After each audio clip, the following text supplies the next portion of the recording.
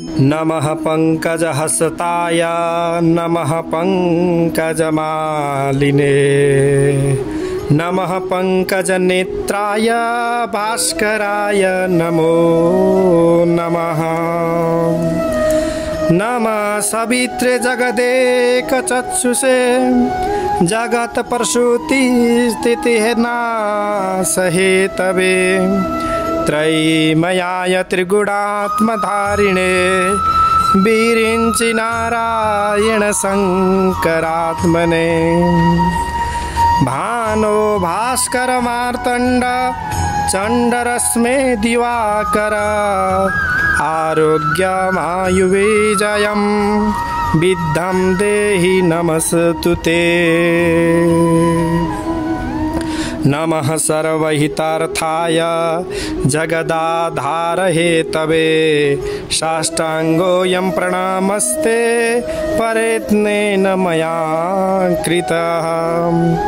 नमो नमः पाप विनाशनाय विश्वात्मने सप्ततुरंगमाय शामकयजध्याननिधे विधाता भवाब्धिपोताय नमः सवित्रे शान्ताकारं भुजगशयनं पद्मनाभं सुरेशं विश्वाधारं गगनसदृशं मेघवर्णं शुभांगं लक्ष्मीकान्तं कमलनयनं योगिभृध्यानगम्यं वन्दे विष्णुं भवभयहरं सर्वलोकैकनाथं। जगत का एकमात्र आधार भगवान उन्हीं सर्वेश्वर राधा सर्वेश्वर भगवान का श्री चरण में कोटि कोटि नमन टक्राउँदै प्रथम पूज्य सिद्धिदाता गणेश जी का श्री चरण में कोटि कोटि नमन टक्राउँदै आज को विशेष अमृतमय कथा में इंदिरा एकादशी को पावन कथा श्रवण गर्नेछौं। त भक्त सज्जन सबैले हातमा फूल भए फूल लिन सक्नुहुन्छ। लिकन हृदयदेखि नै भगवान का श्री चरण को चिंतन गरिकन पवित्र पावन कथालाई श्रवण गर्नुहोला। ओम नारायणं नमस्कृत्यं नरं चैव नरोत्तमं देवीं सरस्वती व्यासं ततो जयमुदीरये। ओम श्री सरस्वत्यै नमः श्री गुरुभ्ये नमः। अथ आश्विन कृष्ण एकादशी कथा युधिष्ठिरोवाच कथयेषु प्रसादेन ममाग्रे मधुसूदन आश्विने कृष्णपक्षे तु किं नाम एकादशी भवेत्। श्रीकृष्ण उवाच आश्विनस्य शीते पक्षे इंदिरा नाम नामत तस्य व्रत प्रभावेण महापापं प्रणश्यति अधो योनिगतानां च पितॄणां गतिदायिनं शृणुष्वावहितो राजन् कथां पापहरां परम्। यस्या श्रवणमात्रेण वाजपेयफलं लभेत् पुराकृतयुगे राजा बभूव रिपुसूदन। अब आज आश्विन कृष्ण पक्ष को एकादशी को कथा कहिन्छ। तब धर्मराज युधिष्ठिरले भन्नुहुन्छ कि अर्थात हे मधुसूदन श्री कृष्ण भगवान आश्विन को कृष्ण पक्षमा के नाम गरेको एकादशी हुन्छन्। कृपा गरेर मेरो सामुमा त्यो कही बक्सियोस् भगवान भनिसकेपछिबाट तब जगतका मालिक भगवान श्री कृष्णले भन्नुहुन्छ आश्विन को कृष्ण पक्षमा इंदिरा नाम गरेको एकादशी हुन्छन्। त्यस एकादशीका व्रतका प्रभावले ठुला ठुला पाप पनि नाश हुन्छन्। हे राजन नरकमा गएका पितृहरूलाई असल गति दिनेवाला असल गतिमा पनि उत्तम गति दिनेवाली अति उत्कट पापलाई पनि हर्नेवाली यस्ती प्रकार की एकादशी को कथा सावधान भएर सुन्नुहोस्। जुन इंदिरा नाम को एकादशी को कथा सुन्नाले मात्रै पनि वाजपेय यज्ञ गरेको फल प्राप्त हुन्छ। उहिले सत्ययुगमा भारत देशमा रिपुसुदन नाम गरेका राजा भएका थिए। इन्द्रसेन इति ख्यात पुरीं माहिष्मतिं प्रति सराज्यं पालयामास धर्मेण यथा यशसान्वित पुत्र पौत्र समायुक्तो धनधान्य समन्वितः माहिष्मत्यधिपो राजा विष्णुभक्तिपरायणः जपन गोविंद नामानि मुक्तिदानि नराधिप कालं नयति विधिवदध्यात्मस्य विचिन्तक एकस्मिन् दिवसे राज्ञी सुखासीने सदो गते अवोत्रियागमद्वैमान अम्बर नारदो मुनि तमागतमधिप्रेक्ष्य प्रत्युत्थाय कृताञ्जलिः पूजयित्वा विधिना चासने सन्निवेशे। भनाइको मतलब ती राजा इन्द्रसेन भन्ने नामले प्रसिद्ध थिए। तिनको राजधानीको नाम महिष्मति थियो। यसले युक्त भएको अर्थात् यशस्वी थियो, अर्थात् त्यस्ता प्रकारका ती राजा धर्मपूर्वक राज्य गर्दथे। जब महिष्मतिको पाले अर्थात् मालिक ती इन्द्रसेन नाम गरेका राजा छोरा नाति पनाति खनातीले युक्त भएका थिए। धनधान्यले टन्च भरिएको थियो।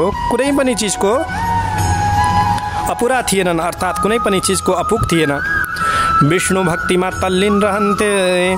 त्यस्ता प्रकारका ती राजा मुक्ति अर्थात् मोक्ष गराउने गोविन्दका नामहरू हमेशा जपि नै रहन्थे अनि विधि पूर्वक आध्यात्म विद्याको चिन्तनमा नै समय बिताउँदथे।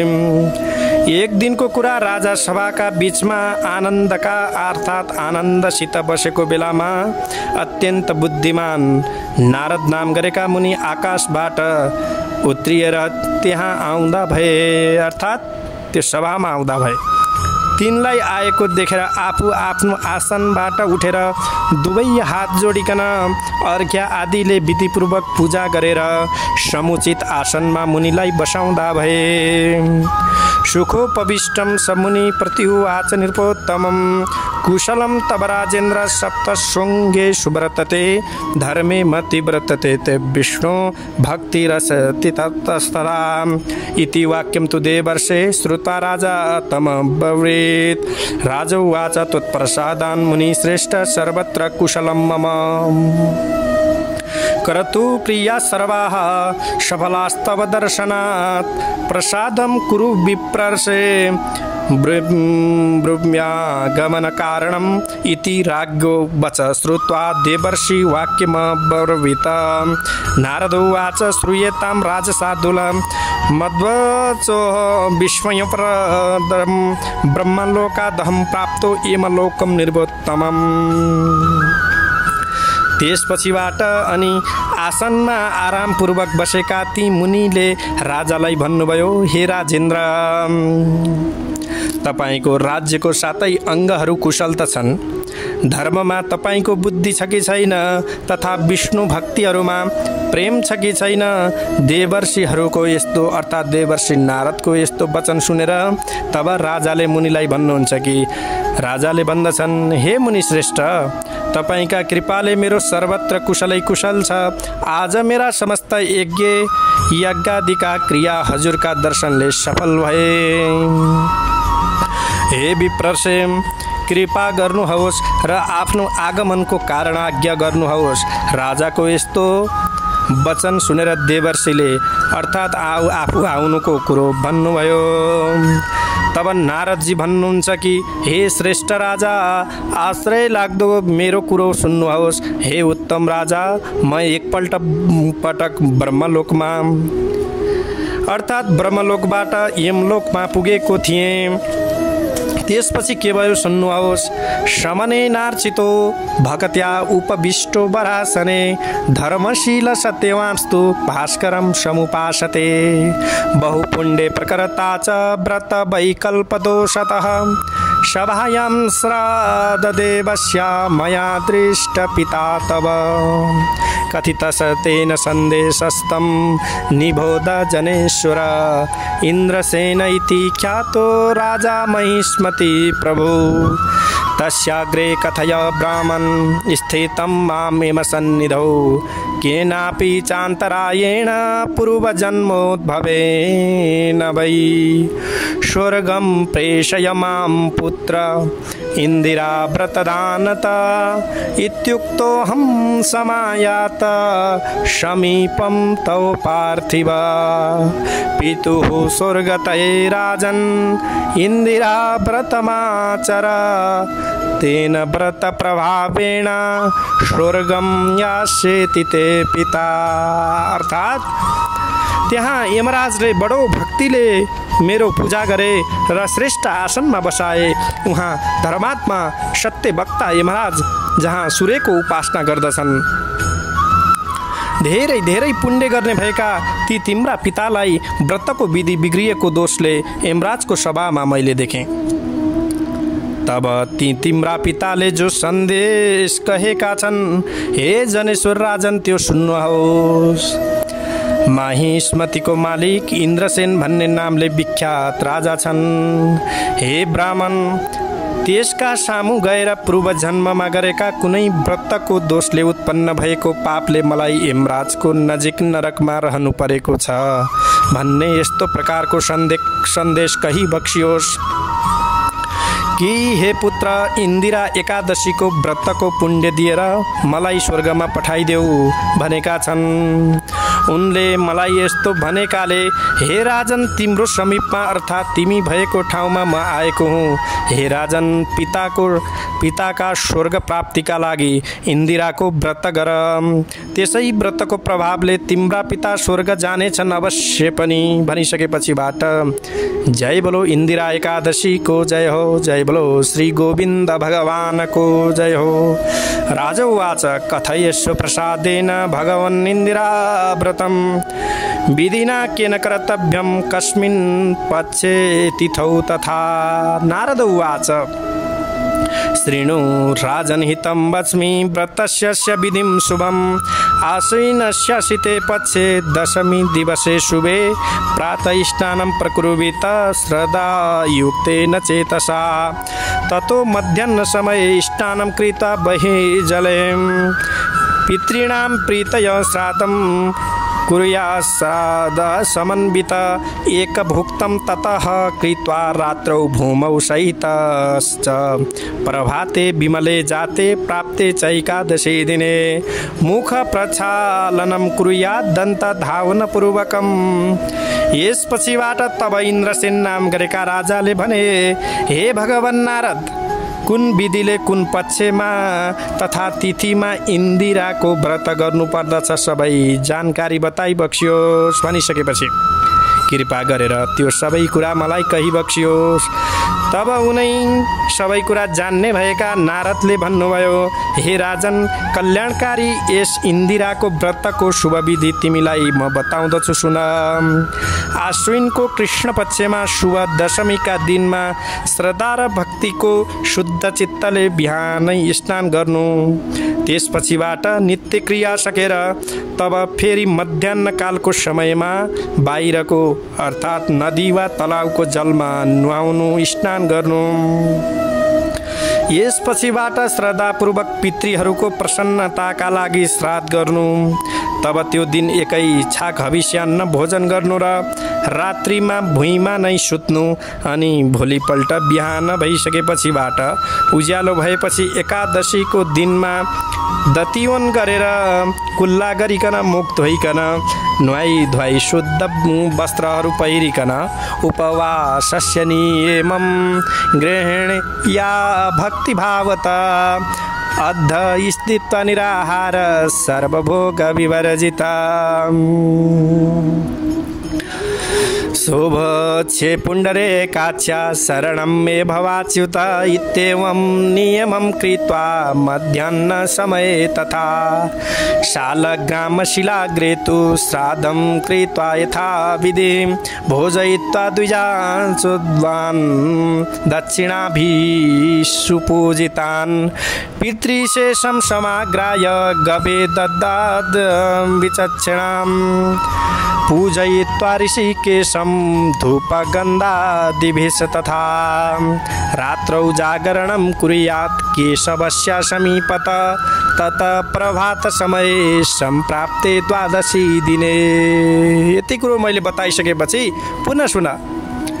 भक्तिभावसित उपवास व्रतको नियम सङ्कल्प गर्नु। आज म सारा भोगहरूलाई त्यागेर निराहार व्रत गर्दछु र भोलि मात्रै खानेछु। हे पुण्डरीकाक्ष, हे अच्युत भगवान, तपाईँ मलाई शरणमा लिनुहोस् भगवान। यस्ता प्रकारको नियममा रहने। त्यसपछिबाट सङ्कल्प गरेर अनि मध्याह्नको समयमा शालिग्राम भगवान शिलाको सामनेमा विधिपूर्वक पितृहरूको श्राद्ध गरेर शुद्ध ब्राह्मणहरूलाई दक्षिणा आदिले पूजा गरेर फलफुल भोजन गराइकन अथवा सीधा अर्पण गरिनु। पिण्ड आदिलाई सुँगेर गाईलाई त्यो पिण्ड खान दिनु र विद्वान वा चलाक व्यक्तिले तब चन्दन धूप दीप आदिले ऋषिकेश भगवानको पूजा गर्नु।